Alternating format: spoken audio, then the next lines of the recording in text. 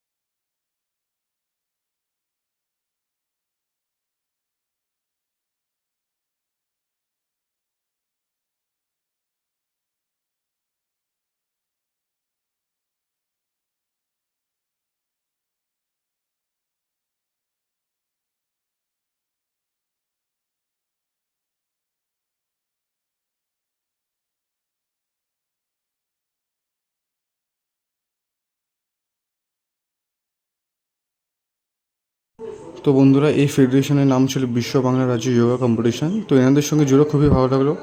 এখানে আমাকে বরণ করে নিল, তাছাড়া তার সঙ্গে আমাকে লাস্টে একটা মেমোটা দিয়েছিল, সেটা তোমরা ভিডিওটা দেখতে পাবে। তো যাই হোক ভিডিওটা খুব ভালো লাগলে লাইক করো, কমেন্ট করে শেয়ার করো, আর পাশে থেকে এইভাবে সাপোর্ট করেছো। আর থ্যাংক ইউ সো মাচ তোমাদের সবাইকে। আমার 1000 সাবস্ক্রাইবার কমপ্লিট হয়ে গেছে, আশা করছি আমার খুব শীঘ্রই 10K সাবস্ক্রাইবার হবে। তো এইভাবে সাপোর্ট করেছো ভাইকে। Thank you so much guys, love you all, by.